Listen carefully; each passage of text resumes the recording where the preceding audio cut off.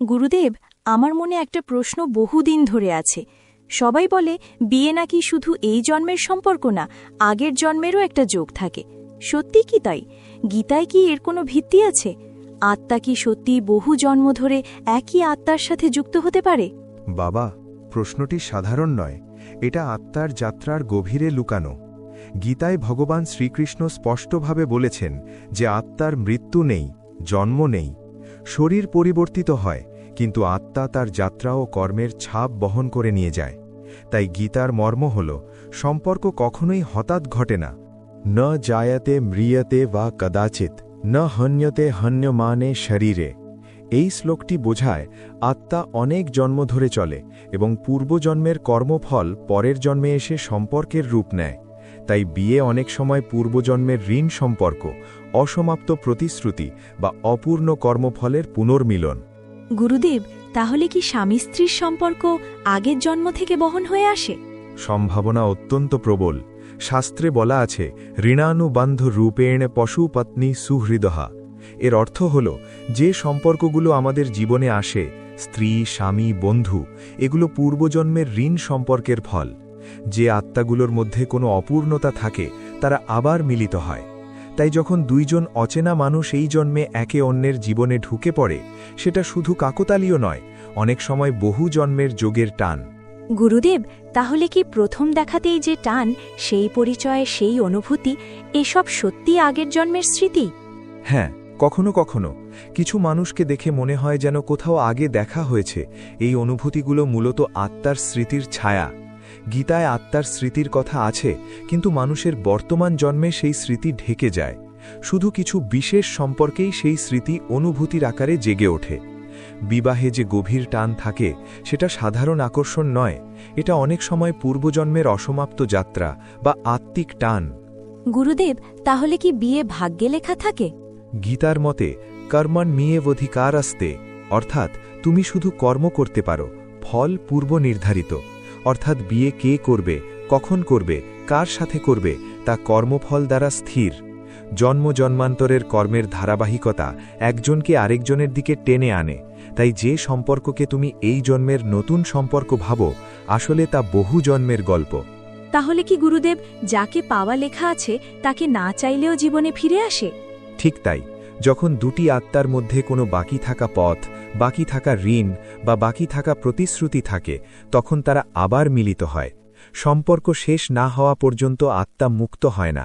তাই বলা হয়, যার সাথে তোমার গভীর সম্পর্কের যোগ আছে, সেই তোমার জীবনে প্রবেশ করবেই, কারণ সেটাই তোমাদের বহু জন্মের যাত্রার ধারাবাহিকতা। গীতা বলে, আত্মার পথ কর্মফল ঠিক করে। আমরা ভাবি আমরা বেছে নিই, কিন্তু আত্মা আসলে কর্মের দ্বারা চালিত হয়। গুরুদেব, তবে কি সত্যি বিয়ে শুধু সামাজিক বন্ধন নয়, এটা আত্মার যোগ? একদম তাই। বিয়ে শুধু দুটি শরীরের নয়, দুটি আত্মার যোগ। কিছু সম্পর্ক আসে শিক্ষা দিতে, কিছু সম্পর্ক আসে ঋণ শোধ করতে, আর কিছু সম্পর্ক জন্মে জন্মে এগিয়ে যায় আধ্যাত্মিক উন্নতির জন্য। যাকে তুমি আজ সঙ্গী বলছ, সে হয়তো বহু জন্ম ধরে তোমার পথ চলার সাথী। গুরুদেব, আপনি বললেন যে বিবাহ বহু জন্মের সম্পর্কের ফল হতে পারে, কিন্তু যদি দুজন মানুষের মধ্যে বহু সমস্যাও থাকে, ভুল বোঝাবুঝি থাকে, বা কখনো সম্পর্ক টিকিয়ে রাখা কঠিন হয়ে ওঠে, তাহলে কি সেই সম্পর্ক জন্মজন্মান্তরের যোগ? এটা খুব গভীর প্রশ্ন। গীতার দৃষ্টিতে পৃথিবীর প্রতিটি সম্পর্ক, সুখ, দুঃখ, বিরহ, সঙ্গ, সবই কর্মের ফল। যে সম্পর্ক আনন্দ দেয়, সেই সম্পর্ক যেমন পূর্বজন্মের সুকর্মে ফল, ঠিক তেমনি যে সম্পর্ক কষ্ট দেয়, সেটাও পূর্বজন্মের কোনো অসম্পূর্ণ কর্ম বা ঋণ শোধের পথ। তাই সমস্যার সম্পর্ক মানেই যোগ নেই, এটা ভুল।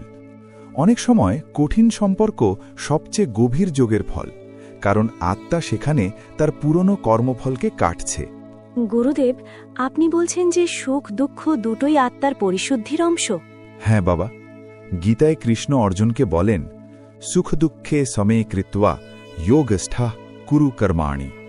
অর্থাৎ সুখ দুঃখ দুটোকেই সমভাবে গ্রহণ করো, কারণ দুটোই আত্মাকে প্রস্তুত করে। বিয়ের সম্পর্কেও তাই। যদি দুই আত্মার পুরনো যাত্রা থাকে, তারা শুধু সুখ ভাগ করে না, দুঃখও ভাগ করে, কারণ দুটোই একে অপরকে এগিয়ে নিয়ে যায়।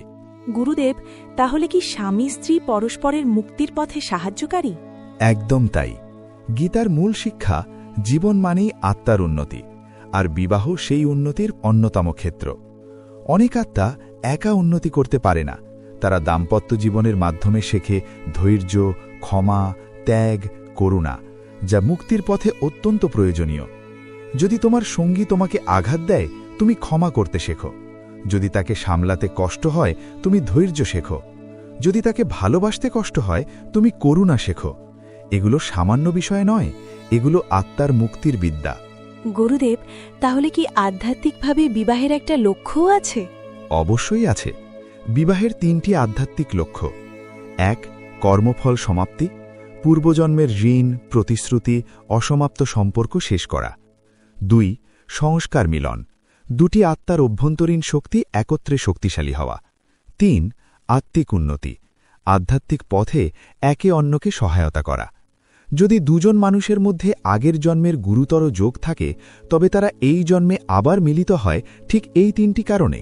কিন্তু গুরুদেব, কখনো কিছু সম্পর্ক ভেঙে যায়, তাহলে কি সেই জন্মজন্মান্তরের যোগ শেষ হয়ে যায়?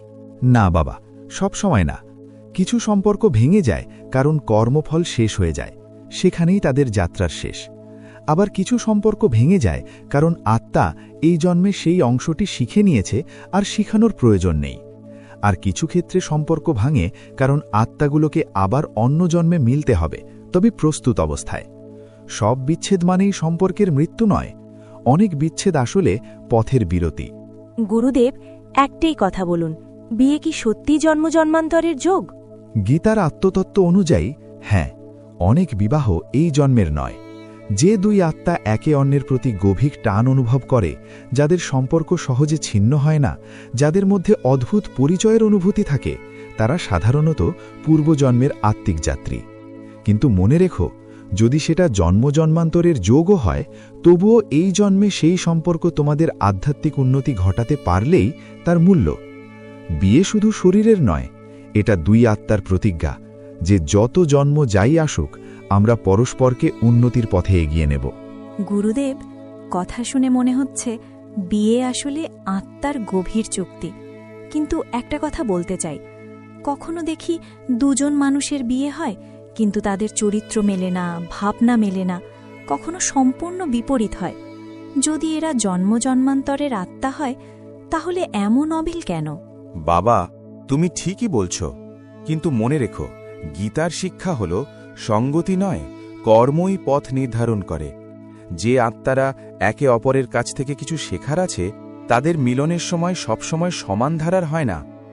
অনেক সময় বিপরীত স্বভাবের মানুষ একত্র হয়, কারণ তাদের কর্মফল ও শিক্ষার পথ বিপরীত দিক থেকে পূর্ণ হয়। যেমন একজন রাগী হলে আরেকজন তাকে ক্ষমা শেখায়, একজন অসহিষ্ণু হলে আরেকজন সহনশীলতা শেখায়, একজন ভেঙে পড়লে আরেকজন তাকে শক্তি দেয়। এগুলোই আত্মার পাঠ। তাহলে গুরুদেব, আমরা কি নিজেরা কাউকে বেছে নিই, নাকি সবটাই কর্মফল দ্বারা নির্ধারিত? গীতার গভীর শিক্ষা, মানুষ ভাবে সে বেছে নিচ্ছে, কিন্তু আত্মার স্তরে সবকিছু কর্মের ফলেই ঘটে। কৃষ্ণ অর্জুনকে বলেছেন, প্রকৃতেঃ ক্রিয়মাণানি গুণৈঃ কর্মাণি সর্বশঃ, অর্থাৎ যা কিছু ঘটছে, গুণ, স্বভাব, কর্ম, পথ সবই প্রকৃতির দ্বারা চালিত। তুমি কাউকে পছন্দ করছো, এমনকি সেটাও কর্মফলের টান। যে তোমাকে ছাড়তে পারে না, সেটাও কর্মের বন্ধন। যে তোমাকে বারবার ফিরিয়ে আনে, তাও পূর্বজন্মের ঋণ। তাহলে গুরুদেব, জন্মজন্মান্তরের যোগ কি সবসময় সুন্দর হয়? কোনো সম্পর্ক কি কখনো ভুলও হতে পারে? ভুল সম্পর্ক বলে কিছু নেই। যে সম্পর্ক আসে, সে উদ্দেশ্য নিয়ে আসে। কোনো সম্পর্ক আনন্দ দেয়, এটা সুকর্মের ফল। কোনো সম্পর্ক দুঃখ দেয়, এটা আত্মার পরিশুদ্ধি। কোনো সম্পর্ক টিকে থাকে, কারণ পথ সমাপ্ত হয়নি।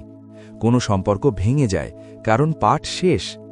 গীতার দৃষ্টিতে সবই ধর্ম, আত্মার যাত্রার অংশ।